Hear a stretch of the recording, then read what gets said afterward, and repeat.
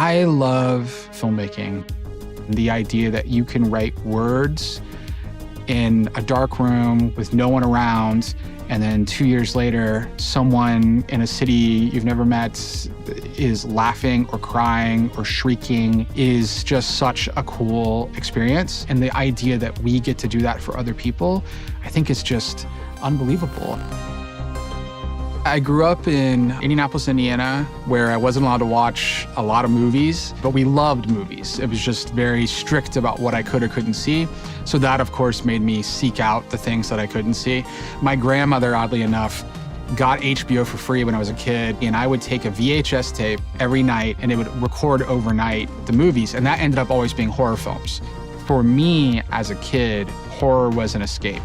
And whenever something was not going quite the way I might have wanted, I could put on a horror film and be taken away to a different world.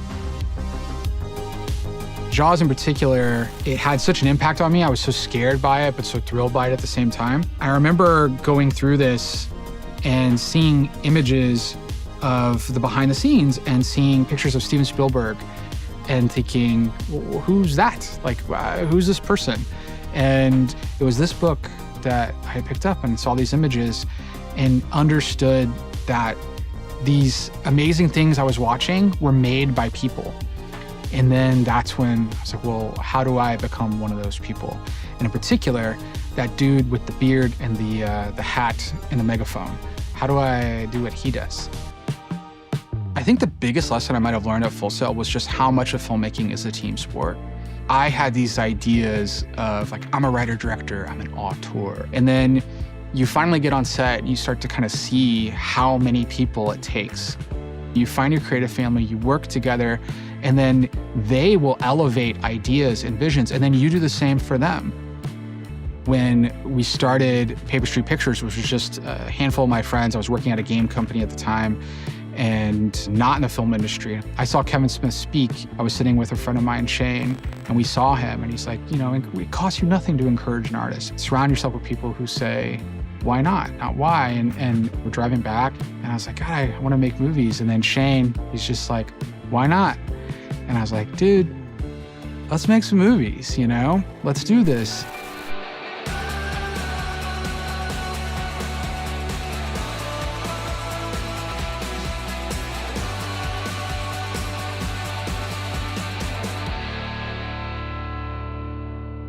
My first feature film was Camera Obscura. The executive of that movie, we had a good working relationship, and he first passed on it, and I remember there was a phone call, and I was like, you don't want to pass on this. Like, I'm telling you, bet on me. I'm going to deliver. It's going to come through. And I just gave this kind of impassioned plea, kind of blacked out. And then the next day, emailed and he said, let's do it. And I was like, oh my goodness, wait, so this means I have to make it now. Oh, shoot. You learn so many lessons along the way, and in a weird twist of fate, the executive, he remembered how patient I was when we made that. And then that executive is now the executive in charge of production for Revival, the TV series that I'm now showrunning. It all comes full circle, you know, and 10 years ago, that relationship was made, and 10 years later, now I'm making a TV series. I wish I could show you footage of that. These past like 3-4 years, my career's really taken off, and I do give a lot of that credit to my partner and girlfriend. I'm very driven, but Katie pushes me to think bigger. We'll make the show, it's like, you're gonna win an Emmy. And I'm like, I'm not gonna win an Emmy.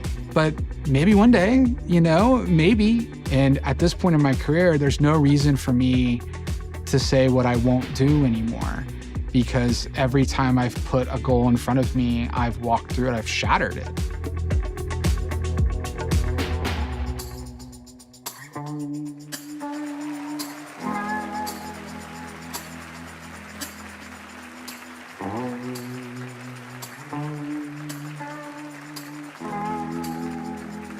Aaron has a vision, and he believes in himself harder than anyone in the room. And he's been like this forever. Since the very beginning, he continues to bet on himself, and it's just been amazing to be along for the ride. And what I love about Aaron is he never wants to settle for ordinary. He really wants to see what he's capable of. I can't wait to see what the world has in store for him, what he has in store for the world, because I know that he's just getting started.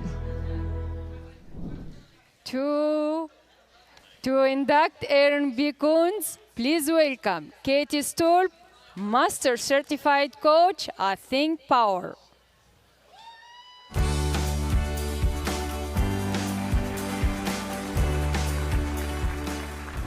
Aaron B. Koontz, my favorite person on the planet, has made a lasting mark on the industry with his creativity and his passion and his heart.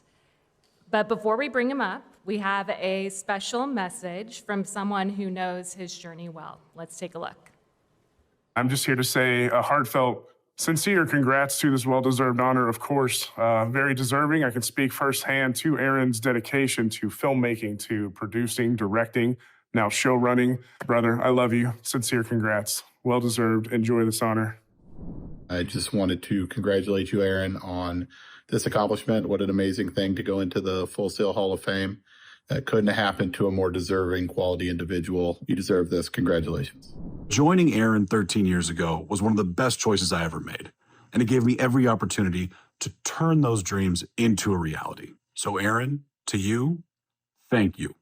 You've been an incredible leader, partner, mentor, and friend. Hey, Aaron, just wanted to say what's up and a huge congratulations to you on getting into the Hall of Fame for Full Sail University. That is incredible. My goodness, my man, I could not think of a better person for this to happen to. Your love of television and movies astonishes me. I love it so much, man. But seriously, this night is about you. Congratulations, all the best. And yeah, man, very well deserved. Have a great night. Pitter patter, let's get at her. Please join me in welcoming our newest Hall of Fame inductee, Aaron B. Koontz.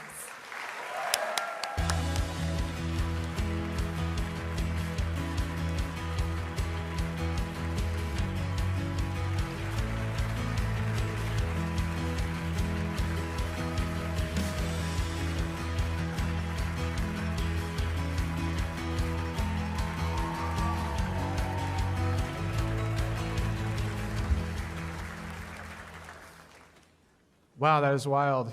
Nobody told me I was following Triple H. Like, what the heck? It makes me want to end my speech with a particular gesture if you're a WWE fan, but I don't think that's appropriate.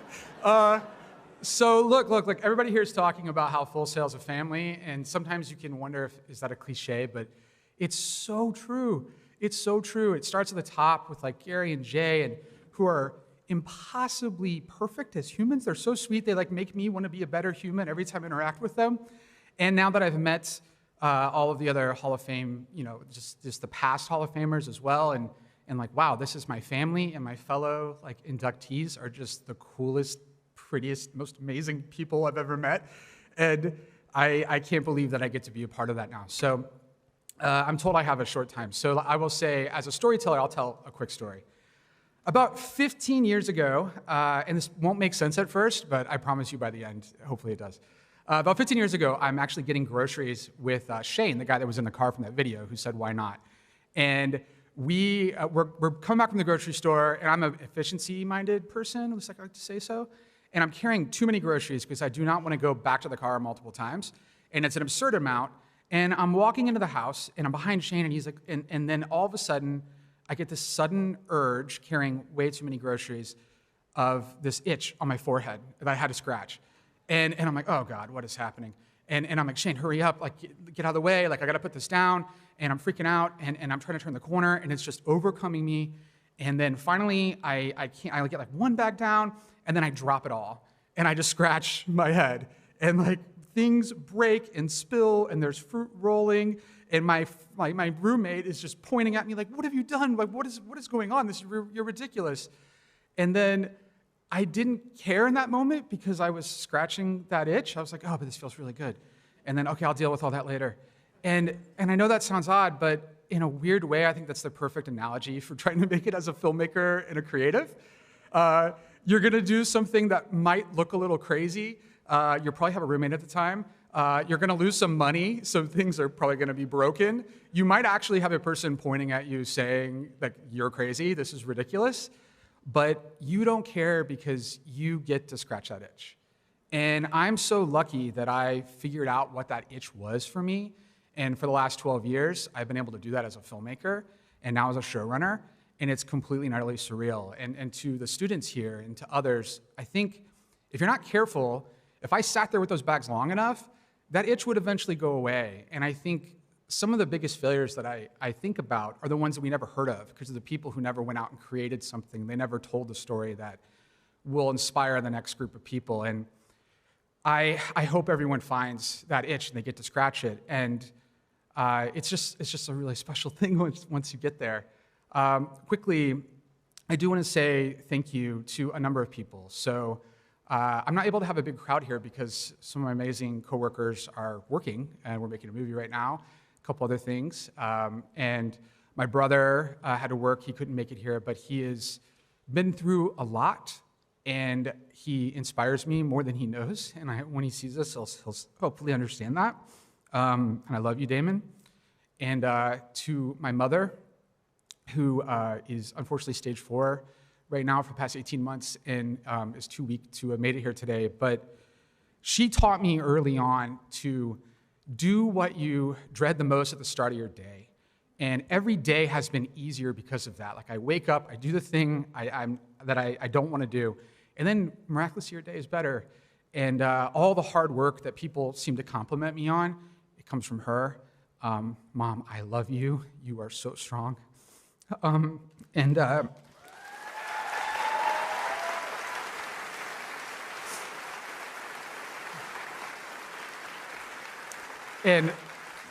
last, but certainly not least, is I can't even look at you. Is my beautiful partner, Katie. You know, my whole life, I thought the only thing that mattered to me was filmmaking and making something.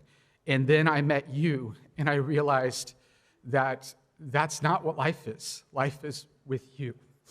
And you're the best thing that's ever happened to me.